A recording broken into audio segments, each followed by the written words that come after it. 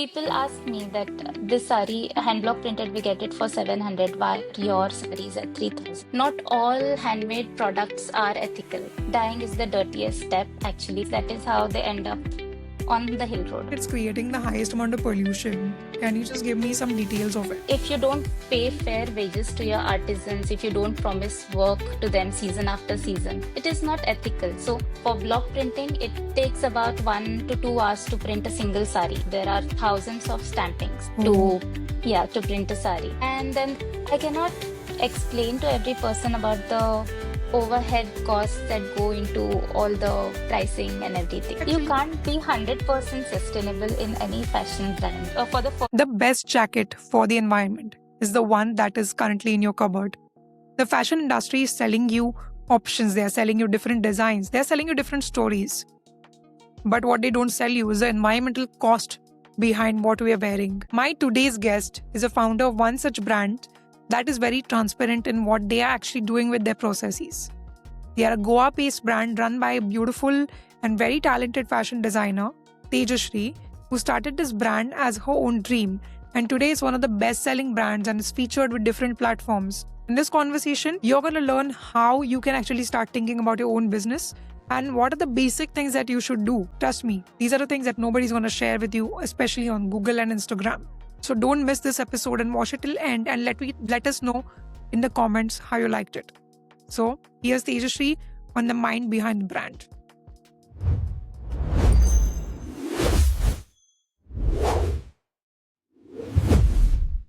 So Tejashree, we're going to talk about your brand and how it actually started, but I would love to know about your journey in fashion because you don't come from a conventional textile background or fashion background. So how did you Yes. find your passion in that in the first place? As a kid, I wanted to do something of my own. Even I had dreams of, pairing these outfits or making a huge house with only the concentration was on the outfits. So I think my calling was for art and design and everything. Both my parents are doctors, actually. Yes. So my mother is a homeopath and my father is a dentist. So the traditional path for me would have been very different. So I really thank my parents that they encouraged me towards my calling, and this is how I graduated from NIFT Mumbai. And yeah, the founder to designer, designer to founder thing happened when I shifted to Goa. Mhm. And So Goa when is you actually very, studying in NIFT, because NIFT Mhm. has a very crazy hectic days, right? I've all heard about Yes, it. yes, they are. How many assignments they have to constantly be on their feet, and they're very stressed out people. I've met a few students in the train also, and they keep telling me all these scary stories. So did you also You have that might have experience? seen people doing their assignments in the train also. Yes, yes. Yeah, yeah, NIFT was very hectic. Plus, I was a very studious student. So, yeah, we didn't have Saturdays. Saturdays was always Hmm. for sourcing the right fabric, traveling to CST from Kharghar. So it was very taxing. But yeah, we managed it. It's been 10 years So that, when you were a student, did you ever get a yeah. feeling that maybe you're gonna someday start your own brand, you own your label, something like Yes, that? it was always the thing. Like Oh. I always wanted to do something of my own, but prior I needed some experience, a touch of the industry life and all of that. Hence, after graduation I worked in Surat for some time, and Mhm. then I shifted back to Mumbai and worked with a brand, and that gave me a clear idea of what I need to do and what I need to learn for my business. And that is why that's why I shifted to Goa, because I could start something of my own. Have so many friends who love to buy stuff from Bandra, from Sarojini Hill Nagar, Road. Hill Road. Hmm. Beautiful variety, I would say. And the price point is also really great. So, Hmm. where are these clothes actually sourced from? These sores are actually factory damaged. If you look closely, there Mhm. slightly will be there will be a minor error, like the matching of the thread won't be approved by the sampling team, but there will be a mismatch of the thread, or there might be a slight hole in it. So if you look your garments closely, Mhm. you'll find the defects. That is how they end up on the hill road. So, these are all international brands or they are like wherever manufactured in. not It's just a India but other places? it's a mix. Mostly they are manufactured in India, but the international labels that outsource their sampling or and production here in India. Yeah. So that's a great insight, you know. We don't know where Yeah. the clothes are coming from. Do you recommend washing them before wearing? Of course, they are dirty. They are on the road with all the pollution. So Yeah. yes, you need to wash them. Yeah. So speaking of clean clothes, you are running a clean brand. Mhm. Your you claim to use sustainable practices and eco-friendly measures while you conduct your manufacturing and your design. So could you just talk about what your brand stands for and how the 5-year journey has been the past since you started? Sure. So my idea of being a slow fashion was because fashion is the largest polluter in the whole world. So we, as a fashion brand, we need to do our little bit what we can, like work with ethical practices with the artisans, keep the artisans same for every season so that they have work. When you say that it's creating the highest amount of pollution, can you just Mhm. give me some details of it? Because many people don't know the process. All right. So the pollution need not be only in the finished products. The pollution can also be in the production costs. Like cotton is a very good natural fabric, but it's a water intensive crop. So one sari uses about 1,000 liters of water. And second thing is dyeing. Dyeing is the dirtiest step actually because the dye baths are used multiple times. And the waste is just thrown into the rivers and nobody is held accountable. Customers know that handmade product is ethical, but it cannot be ethical also if you don't pay fair wages to your artisans, if you don't promise work to them season after season. It is not ethical. So not all handmade products are ethical. Okay. So you're saying Yeah. not just environment, you should also look at how the The laborers are people who treated. are working Yeah. with you, yes. Could you take So me a little deep hmm. into how a sari is made from fabric to the finished product? What are the processes that it goes under? Okay, so to weave a fabric, you need a yarn. So the yarn is sourced, then it depends. So all my saris are par loom. I don't claim that they are hand loom Okay. because if I would have done a hand loom sari with block printing, the cost would have just gone up. So I used par loom natural fabric sari. So first the sari is woven, then it is washed before the printing so that it gets rid of the dirt and all of the starch which is already there on the fabric. Mm-hmm. Later, the dye is prepared, the dye is tested on the fabric if to check if the color is right and everything. The printing process starts. So for block printing, it takes about 1 to 2 hours to print a single sari. So there are thousands of stampings to yeah to print a sari, and then the sari is dyed. Block printing usually takes in Jaipur because the heat helps in drying the fabric really fast. So if we start printing on a early winter morning or in the late evening, the dye doesn't dry as it is supposed to, and that is how we get the spread. So that is why the temperature of Jaipur helps with the block printing. It is dry heat, so it whenever we stamp, it just dries it quickly. After the, yeah, you have a raw sari in your hand when the printing is done. So after that, what I do is I work with the artisans in Jaipur. So I do sampling with them, then they ship Mm. back the production to me here in Goa. Okay. So what I do in Goa is I finish the saris. So the fall is done, the picot, the tassels, at the pallu are finished.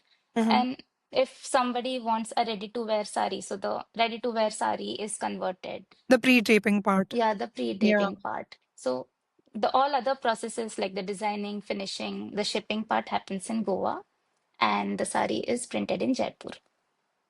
So when we speak about hand long printed saris, even though I buy the same design, one sari might look different from the other one. Does that happen? Yes, yes, it does. So the pressure or the artisan puts in printing the sari, it differs from person to person. And if the dye gets over while printing a batch and he has to make a new batch, the shade of the sari will slightly differ. It is not the same because it is a handmade process. So there is a room for error. Okay. But do you consider it error or do you consider it as a beauty It spot? It's a beauty Yeah. because it's handmade. So this is how you differentiate little things when you go to the market. If it's a digital print or a screen print or a block print, you can differentiate if you know how the saris get made. This is why I extensively put videos of how our saris are made so that people know the difference. I educate them through the reels. That's really amazing because most people don't know this. Nobody discusses this, right? When they go to buy something. When you see your favorite sari getting made, you really love to own that piece, right? You know that how much hard work went into the sari. So, So, on an average, how many hours does one person work, one artist work every day? it depends on the season, but average they work for 8 to 9 hours. And when you make such designs, you have this stencil sort of a thing, Wooden block. wooden block, correct? So, how much time does it take to make with the design given? It depends on the design. If it's a simpler, maybe it can get done in 1 to 2 hours. If it's a very complicated one, it might take up to 24 hours. Okay, but that technology also is with people who are doing the print. Yeah, the We can't convince. no, because it's hand carved. So there are a different set of people who specialize in hand carving the blocks. So the design that you're wearing is very intricate Yeah. block, the green one that you see. So it took quite some time to carve that design by hand. How do you maintain confidentiality? Because you are giving your design to somebody, they are carving the blocks out. So, is it possible that someone's like taking it from them? Are It there any solely contracts in depends on place? trust. Okay. When you trust your people, I mean, there's only trust, you can't do anything. Does it happen with your designs? It has happened. So, do you ever feel disheartened if one of your designs is getting copied Yes, by I others? do have a low day, and do feel disheartened because something which takes like months to get a design made, it is just copied in an hour with the digital printing and stuff. So yeah, and the copyright laws are not very promising. So Okay. yes, And also the codes and everything takes a lot of time. So you might as well yes. use it for productive thing, right? So my next question is about saris as a concept. So we know that it's been hundreds and thousands of years that Indians are wearing saris. But there was a period, like when I was growing up, sari was associated with somebody from my grandmother's generation. They used to wear it every day, but not so much my mom's generation people. So now sari is making comeback through different versions of it. So you have pre-taping options, you have different sort of blouse options. So why did you pick sari as something that you wanted to launch with your brand? Saris, because when I've moved to Goa after my wedding, I was expected to wear saris a lot for a few functions, and I only had silk saris. And being a designer, I wanted to make a statement of be I am a designer and I wanted to stand out of the crowd. So that is why I picked up saris and prints, the quirky prints, because nobody was telling stories of Goa through fashion. Goa is very inspiring with its nature, architecture, the food, and hence quirky prints on the saris felt right. The heat and humid climate is experienced in most of the parts of India. So it's not just the Goa problem. So Yeah. yeah, saris are comfortable. And if you make something comfortable, people will wear quite often. So what people believe that Gen Zs don't like saris and they're uncomfortable. Is it true according to you? It's not, it's not. Actually, Gen Zs are embracing their roots more than ever. Like because sari is that one piece where you can style it in a different way and you can make a statement through different drapes. So I think people are embracing saris. And with quirky prints, you will get more compliments. So I love that people are embracing Indian wear in general and especially Yes. saris. The versatility of saris is just unmatchable, I think. But when it comes to the price point, Hmm. India now we have a lot of options. So even though our purchasing power is increased, I have a lot of options that I would love to buy. So especially coming from brand like yours, which is environmentally sustainable. So of course, price point is little higher. Homegrown brands are little more expensive. So how do you actually balance all these factors while pricing your product? See, you get a sari for 300 rupees and you Yeah. also get a sari for 10,000 rupees. So, what feels right to you is making smaller batches. I think helps in the production. And Moguso is a bootstrap brand, so I put my own savings in it. So I knew how much I wanted a sari to look like, and with it's a basic pricing, I think, with a parloom sari and a hand block printing technique, with paying fair wages to the artisans. I think my products are priced right. Reasonably well. Yeah. Yeah. Do people ever ask you to justify your prices while buying it? I cannot explain to every person about the overhead costs that go into all the pricing and everything. So people ask me that this sari hand block printed, we get it for 700. Why are your saris at 3,000? But you won't find this print anywhere else. So the 700 sari may be a digital print or maybe a screen print. Or the block would have been used for thousands of years, not thousands, say hundreds of years.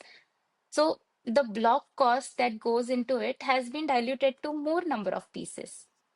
So this is how you price your sari, with getting a limited number of pieces. And And I yes, think one strategic move that you have taken really well is through your Instagram page. You explain each and every process so much in depth that people can easily understand why the price is getting accumulated to such a number, yes, XYZ number. And actually, it's not a high number, even though it appears so from the first go.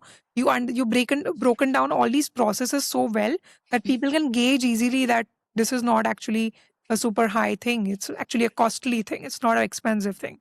it's not So, expensive when you see how many times you're going to wear in the future. It's not just you'll wear it for 5 times, you'll wear it for 40 times. Your sari will last for 40 washes, wow. almost. So Lovely. yeah. So when you speak about sustainability, I read a very cool quote yesterday. The best jacket for sustainable environment is the one that is already in your cupboard. So Yes. is it? People are buying so much, and you're somebody who subscribes to this idea of sustainability in fashion. So, and you also have a business to run where you want to book the sales. So how do you You actually? can't be 100% sustainable in any fashion brand. You can't be. It's very difficult. Okay, in India, or is it like a global thing? It's a global thing. You have wastage. You have some or the other wastage. And I think you can't be sustainable. Okay, but at least you can try to consume less, We can perhaps. try to be conscious. That's the Okay. choice. You can be conscious of your textile waste, how you use your textile waste into upcycling different products. Say, for example, I have a piece of fabric which is waste. I don't throw it in the dustbin. I make it as earrings or wallets or something like that. So that is being conscious of my textile waste, not sustainable. Okay. That's really interesting, You mentioned that this was a bootstrap startup. Like basically you put Mhm. your own hard-earned money into starting this brand. So were there any fears initially that you had in your mind before you made this brand a real brand, from an idea to execution level? What were the initial thoughts that you were having? I was very anxious because leaving a steady salary and working on your own and just praying that people will like your product, you like your designs, is really, I don't think I could have done it. I don't know what pushed me. I think shifting to Goa pushed me and the lockdown pushed me to start something of my own. Okay.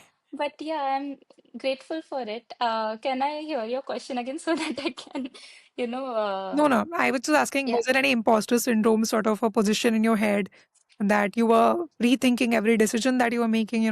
That's something I do with this podcast a lot. I'll rewrite everything multiple times. I'm never happy Yes. with my own thing.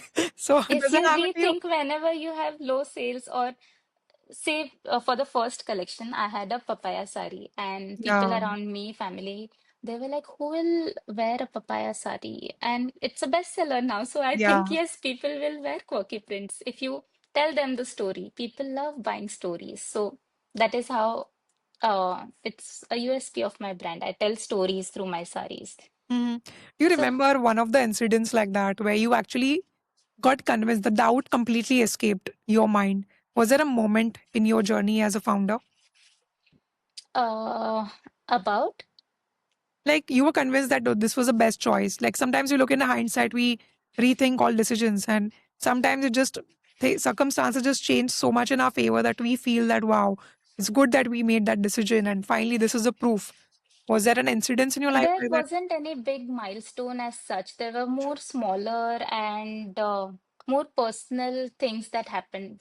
Like Yeah. I received a text from a Mangalorean customer who texted me that I gifted your Miri sari, which is inspired by the peppercorns, to my mother because it reminds her of her stay on the plantations. Wow. So people were buying feelings and not the saris. People were connected to the stories.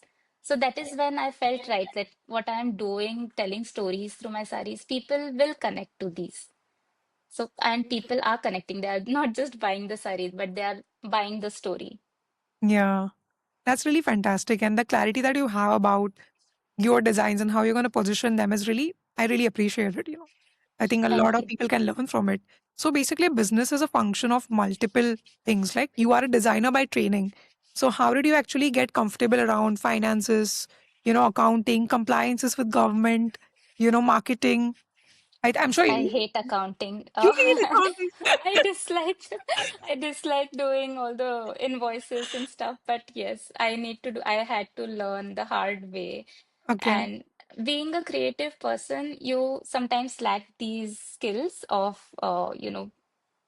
the accountant skills that you have. So Mm. I am really lucky. My husband is an MBA who Okay. helped me with, say, the accounts, GST, and the marketing stuff. So I had a bit of help from him. Okay. So That is more how I majority learned. of your focus goes in designing only.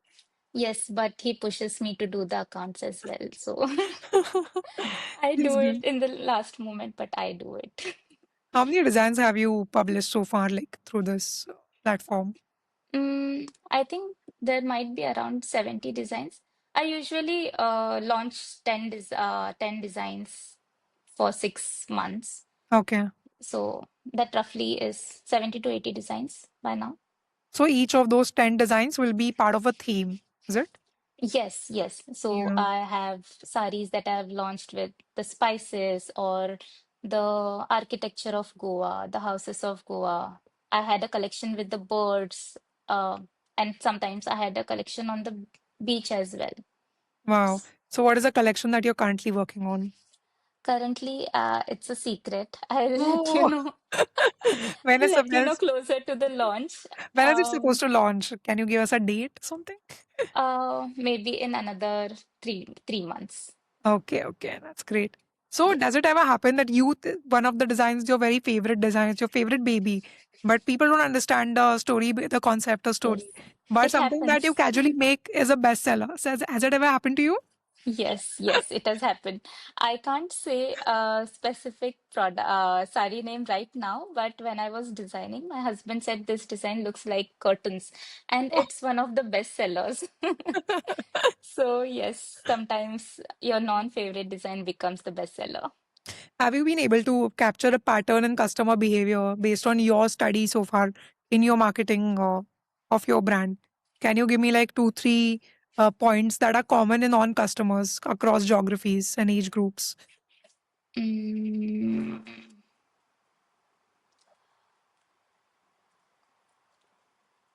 I think age group, I can say people are office going people who are working, who like to make a statement in their office. Uh, yeah, you can say that Mugusu saris are often worn to office people because usually they text me that I have worn this to my office. So, yeah, that is one thing in common.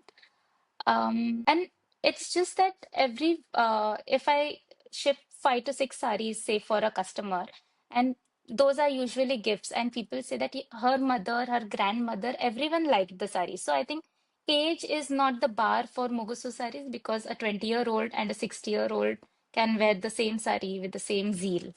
So I think yes.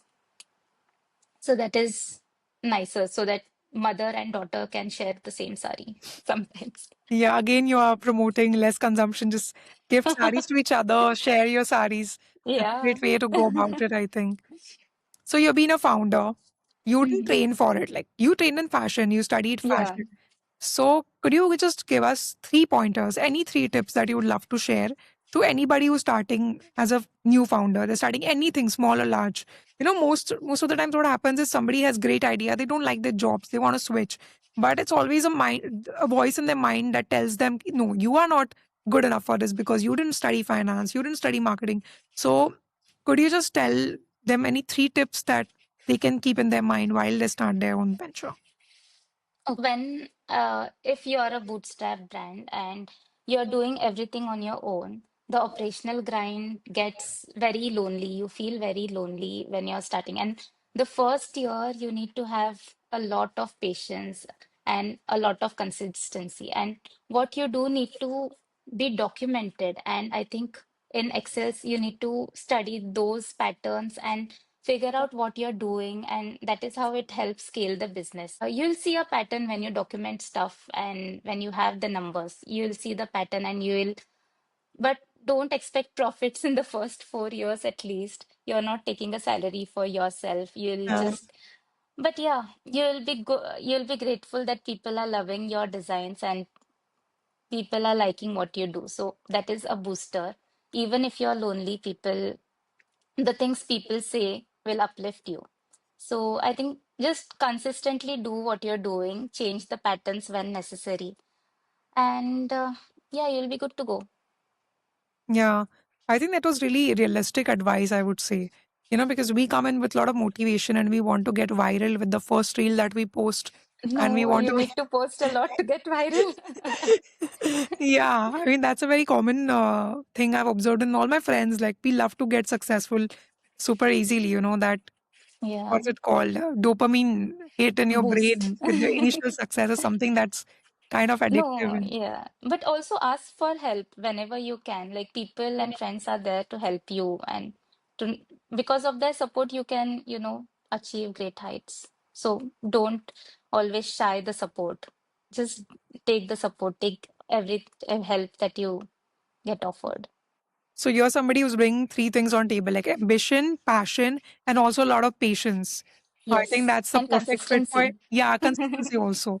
So how do you actually, I'm curious about your goal setting process. How do you set goals for yourself?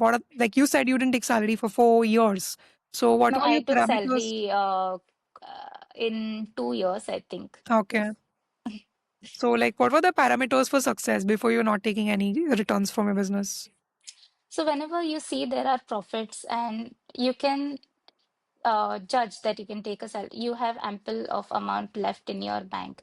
You plan your next collection. You know what money you will be needing for the next 6 months, the salaries, the production amount, the office expenses, everything. And if you're left with the surplus, it's your salary. Okay. That's quite cool.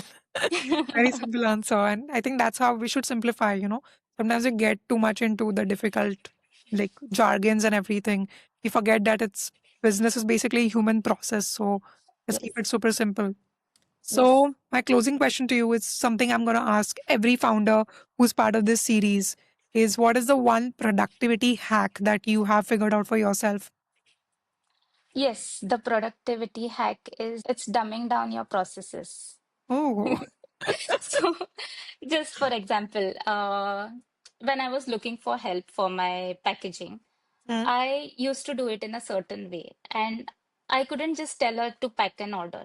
I wanted to give her instructions like fold this sari this way, add this note, tape the box this way. So, the more you dumb down your instructions, the more the person understands and follows them. So, okay. this is the one hack I think. Just dumb down all your processes and write it down in a separate pages so that you just can delegate your work and people will not bother you much. hmm So basically, while you delegate, the communication has to be really clear, and it Yes. doesn't have to be uh, appealing to an expert of a industry, but Yeah, it should because be people yeah. don't have prior experience of Sense. packing an order. So, yes, you dumb down the lines. Yeah, I think with that, I want to thank you for giving such precious podcast to us. You were so generous while sharing this, so thank you so much. Thank you And so much for having me. yeah, and I'm currently doing this series about female founders, and I get to meet so many interesting people, and I love their energy, something that attracts me to their stories. So thank you so much for being part of this and making this happen. Thank you so much.